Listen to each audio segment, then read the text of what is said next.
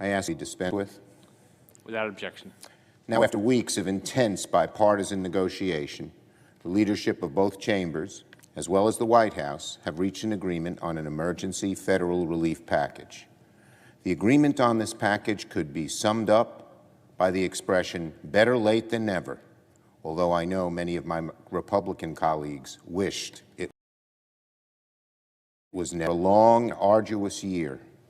After a year full of bad news, finally, we have some good news to deliver to the American people. Make no mistake about it, this agreement is far from perfect. But emergency relief to a nation in the throes of a genuine emergency. It should have the votes to pass the Senate, the House, and reach the President's desk to become law. We should make that happen as soon as possible. As soon as possible. By all rights, a bill of this urgency should have passed 8 months ago, should have passed months ago. The country needed it. But we all know what happened. The Republican majority caused more than 8 months of delay and gridlock. The majority wanted no money. And when the Republican leader simply forgets, for months he said, let's examine the crisis. Let's put it on pause. Democrats were demanding more action. And then when he produced legislation, it didn't have what was needed and had poison pills. And give all corporations, no matter how agreed behavior, immunity. Nothing. No direct checks. So the idea that this delay was caused by Democrats is Alice in Wonderland history. It was caused by a Republican majority that didn't want to vote the monies desperately needed by the American people. Of this package, even though it's not large or robust as it should be, not be underestimated. We will deliver the second largest stimulus in our nation's history. Only the CARES Act will have been bigger. Only the CARES Act, which to negotiate with Secretary Mnuchin in scope, this bill will exceed the Recovery Act passed in the aftermath of the financial crisis. And once this federal relief bill is signed into law, Congress will have allocated $3 trillion in relief this year alone. And that is a historic figure to match a historic crisis. It will give the new president a boost, a head start to fight our ailing economy. The economy is in a deep, deep hole because of President Trump and the Republican Senate's failure to act in a timely manner. But this at least begins us getting the relief the American people that when President Biden takes over, he can do more and help us dig out of this deep hole. And the good news, too, the poison pills that so stopped any by the majority leader are not in this bill. It won't include any provision to limit the legal rights of workers who are put in harm's way, or any provision to gratuitously limit the authority of the. Now, it's remarkable how far we have come. As I mentioned earlier, this summer the Republican leader admitted 20 members of his caucus didn't want to vote for another dime in COVID relief.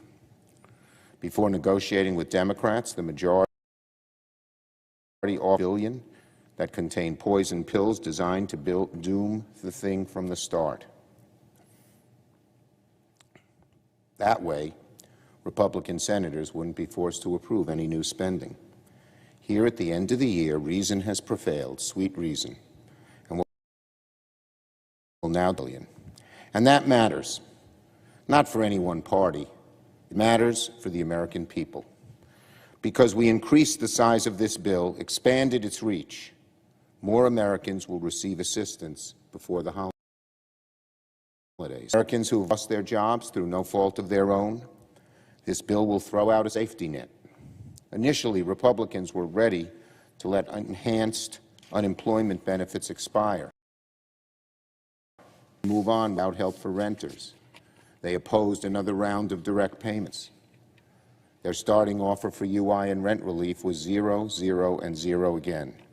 But the good news, the obstacles that we faced, is that in the final agreement, we will extend all 3 federal unemployment programs created under CARES. We will provide $300 in weekly federal unemployment benefits for the next 10 weeks. For families struggling to make ends meet, a new round of survival checks will soon be on the way. $600 per adult, another $600 for every dependent in the household. Many of us would have liked that to be higher, but at least the quickest way to get money into the pockets of the American people, sending their tax dollars right back where they came from.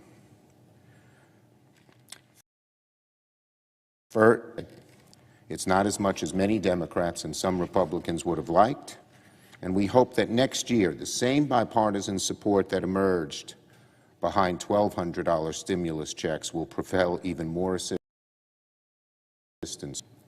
For the first time ever during this pandemic, Congress will provide $25 billion in direct rental assistance to help reduce the burden on Americans who have fallen behind on the rent. We also extend a moratorium on evictions to give our fellow citizens more time to get back on their feet. For small business owners, we're providing the popular paycheck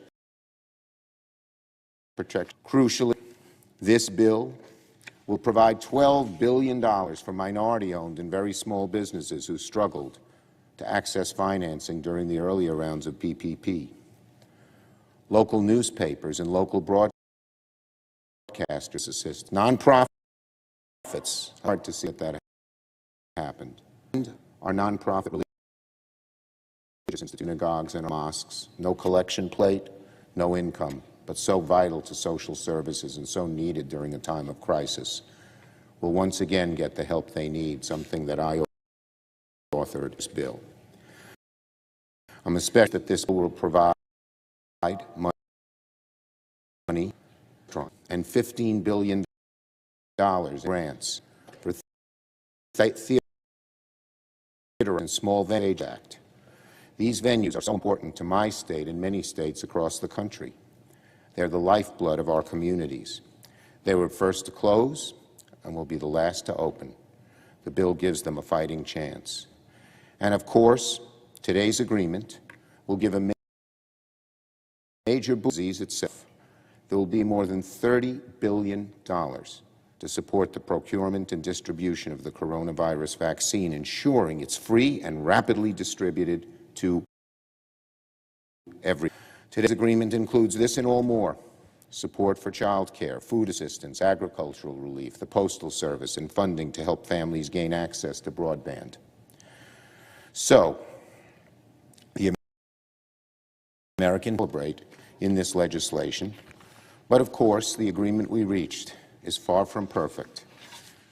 It leaves out state and local assistance, direct state and local assistance. Dissenters, mayors, economists across the spectrum, Republicans stubbornly refuse to provide direct aid to state and local governments. Over 1 million employees, public employees, have already lost their jobs. It doesn't matter if you're working and get laid off, or if you're working and laid off. So why is there such a difference on the same flesh and blood? Because one works for a government, they don't get help. Because one works for a small business, they do. Both should get help. State revenues, of course, are significantly down across the country. In states red, the continued opposition to state and local funding from Republicans remains deeply irresponsible.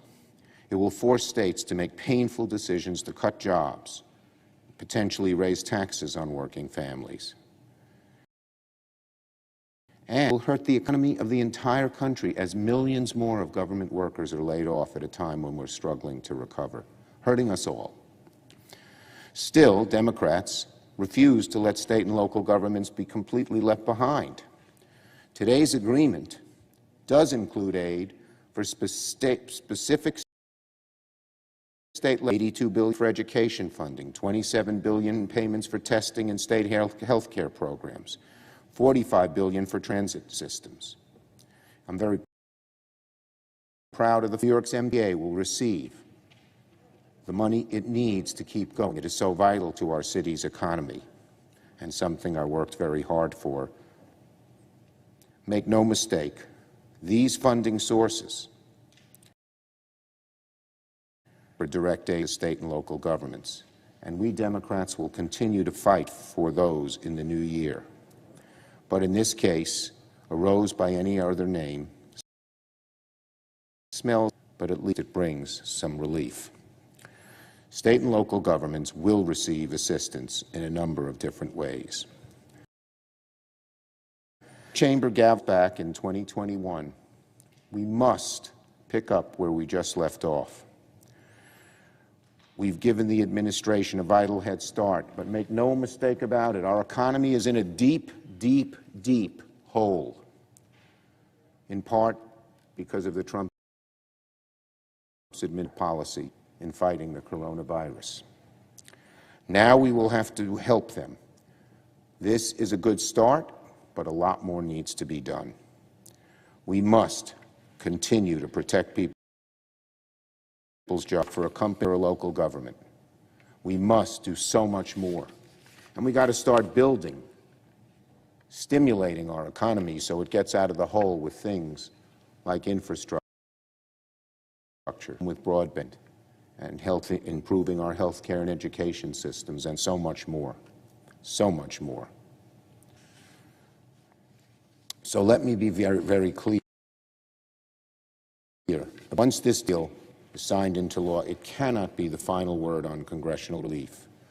There is more to do in the new year with a new administration that has a much more favorable attitude towards giving the American people the help they need. The bipartisan agreement, it will establish a floor, not a ceiling, for coronavirus relief in 2021. Mr. President, over the course of this challenging year, tens of millions pushed close to the breaking point. They've lost their jobs. They've lost their homes. Many can't feed their families. Many have lost neighbors, colleagues, friends, and family to this vicious, vicious disease. They have such great pain, pain we can only distantly empathize with because it hasn't happened directly to us here. As the pandemic enters its worst phase, we will continue to be isolated. Behind closed doors, desperation mounts for millions and millions of our fellow Americans. This bill is for them, to carry them to a brighter day. I yield.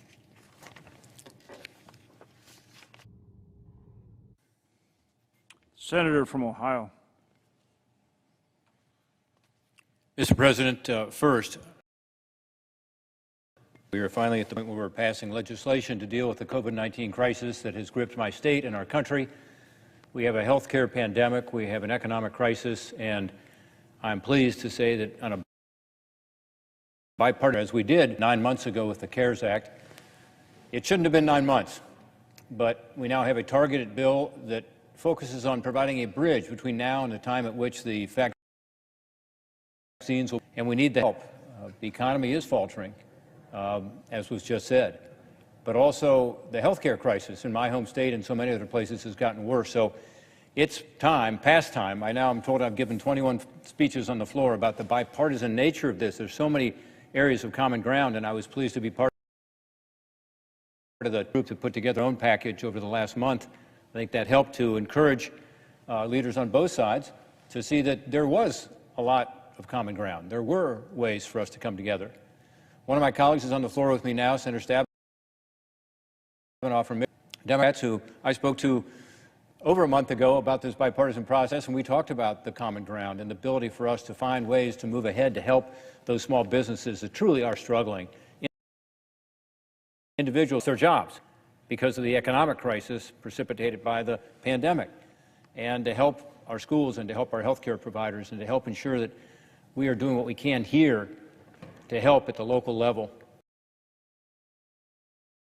to restore, to join my colleague, Senator Stabenow from Michigan, to ask our colleagues to support legislation Great Lakes. Lakes Restoration Initiative, we're asking that legislation. This public-private partnership, it's not only public, federal, public and private, it's federal, local, and private coming together to figure out how to keep our great, amazing treasure that it is. Present Lake Erie. It's the north coast of it is the most shallow, the most fertile of the Great Lakes. Incredible thing. And there is a gigantic $7 billion in the Great Lakes. A lot of it's recreational $1 billion. It's being threatened right now. I believe by a few different things. These Asians are coming up into the lake. We're doing all we can to keep funding. Great Lakes Restoration Initiative focuses on that, keep the current from ruining Lake Erie as bodies of water for recreation. Second, algal blooms. We heard about this, but we have these increasingly forming in Lake Erie, basin, Toledo area. People being able to use the lake. Swim in it. Oh, you don't even want your dog to swim in it because dogs can actually be injured by this. And of course, and you really can't. Every year for the past many years, I love the Great Lakes. Part of my childhood was when I was little with my dad fishing on the Great. Can't fish when algal blooms come in because they're so, or bait through the algal bloom. You know, your boat has a toilet. So this a serious 1 point serious in the Western Bay. It actually affected the water supply of Toledo. So we had to stop the city of Toledo. A pickup truck full of bottles of hand out water because people, particularly babies, who couldn't use the water. Don't allow your baby's formula to be made in the water in the faucet. Dangerous, toxic, because these algae had gotten to the water system. That's it if we don't ensure that we are taking state, local, private sector, and federal. Lake Erie and the other Great Lakes now provide drinking water for 40 million people.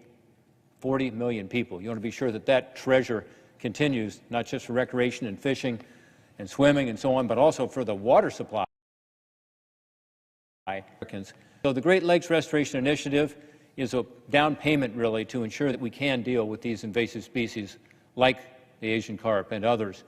It's to ensure that we can deal with the toxic algal blooms and the erosion that's occurring, and also some pollution in Lake Erie and all the Great Lakes. Restoration Initiative works. Out of these sites all around Ohio. We've gone off with people from the private and the local community, state government, and we talk. And this is a model partnership. Examples at a farm in Northwest Ohio, where instead of telling them, hey, you have to stop farming nitrogen and phosphorus, the creek that goes by your farm, Maumee River, that's going into Lake Erie, and go to grow.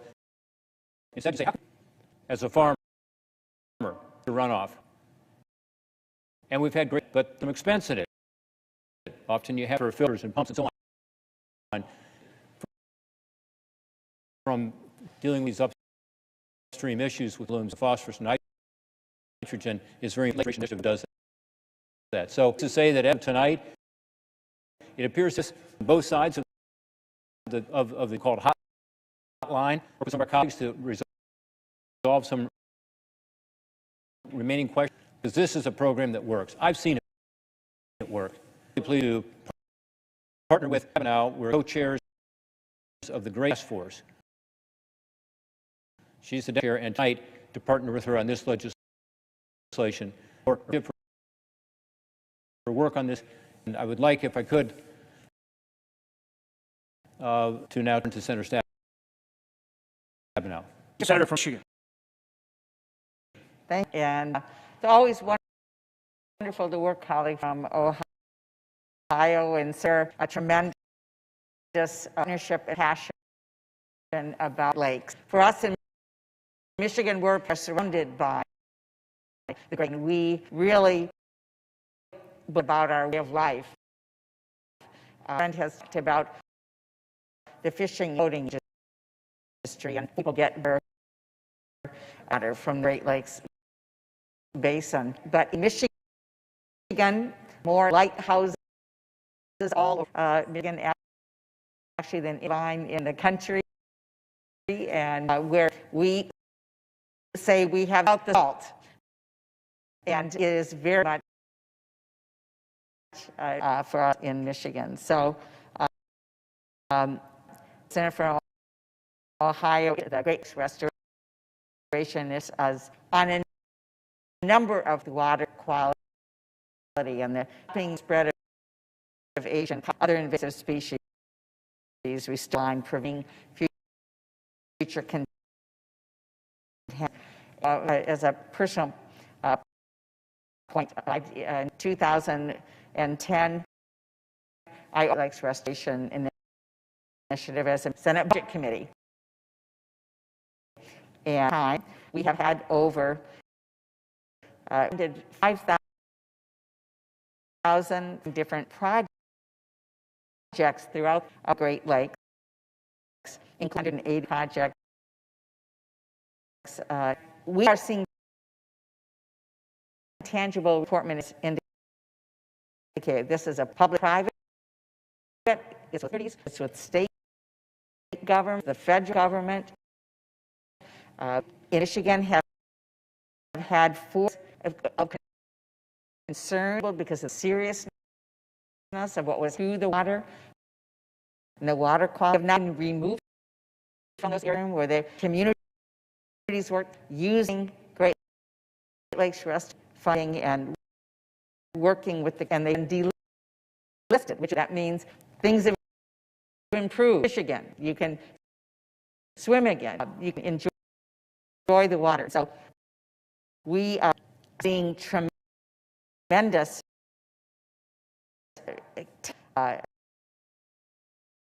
for what together. Important to note that for every put into investments through this important program, it produces $3 in economic return. So it is fiscally responsible. It is responsible stewardship for all of us in protecting our fresh waters of our country. And what we are doing in this legislation basically would allow us to, over the next 5 years, raise the authorization level back up to where it started in 2010. It's been up and down and up and down and up and down, and this would allow us to be able, within the next 5 years, and back up into where it was. And so we do have the support of the body, but as I would now move, Mr. President, that if in legislative session, I would ask unanimous consent that the Committee on EPW be discharged from further consideration of 8, and the Senate proceed to its immediate consideration. Clerk will report. H.R. 4031, an act to amend the Federal Water Pollution Control Act to reauthorize the Great and for other purposes. Without objection, the committee is discharged, and the Senate will proceed to the measure. Mr. President, I would ask to be considered read a third time and passed, and that the motion to reconsider be considered made and laid upon the table. Without objection.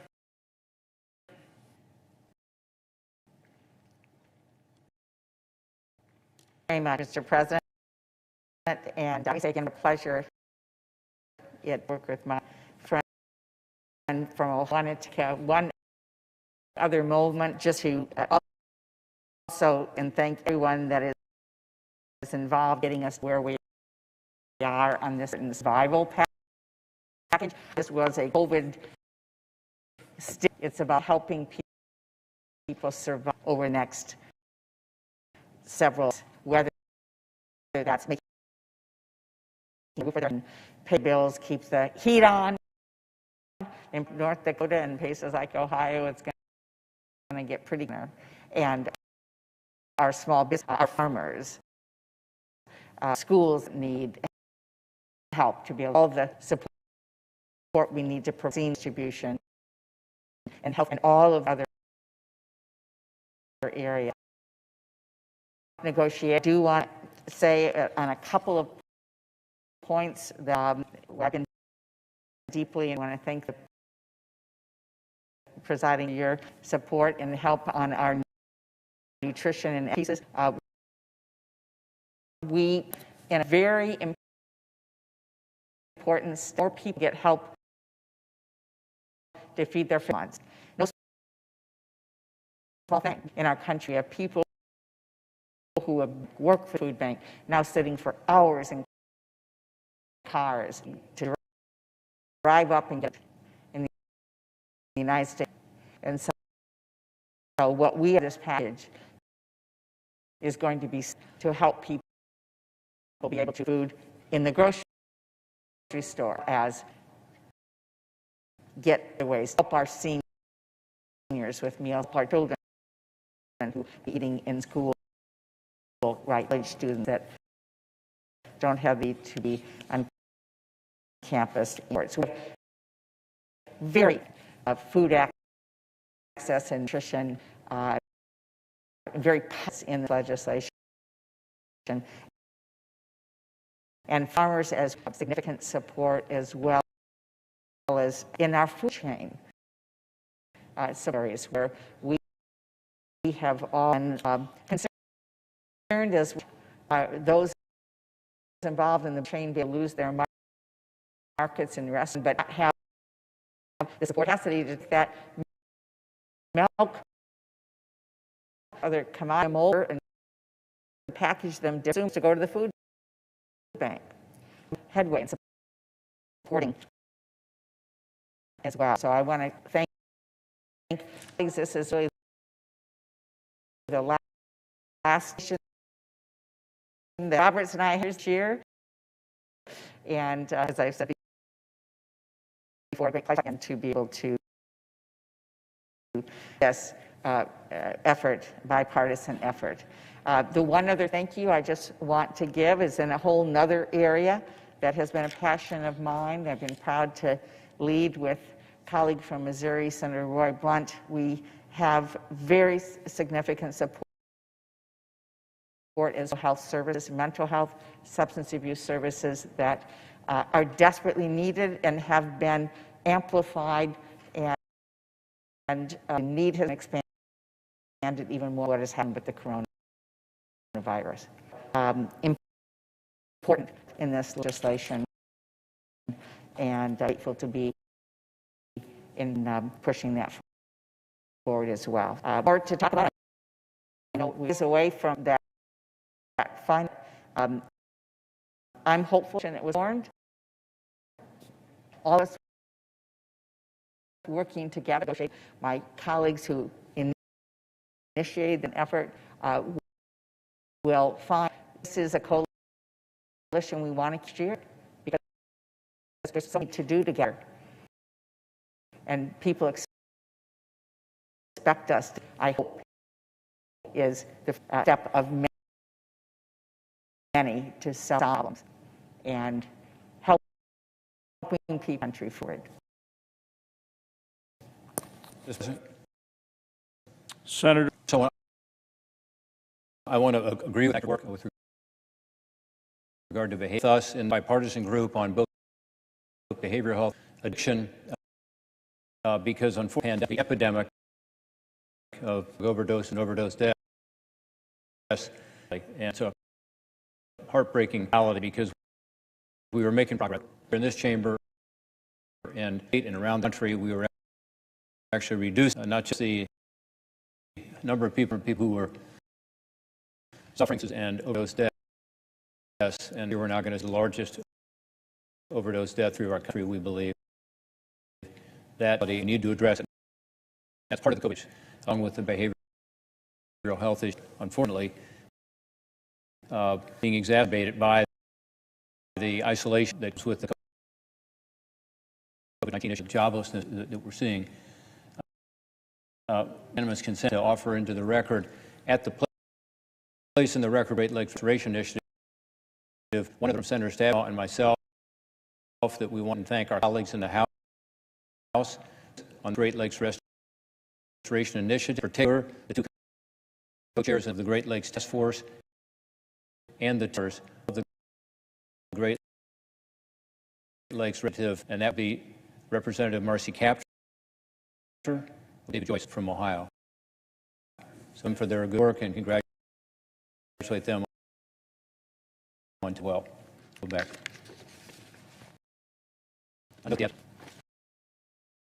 Clerk will call. Alexander.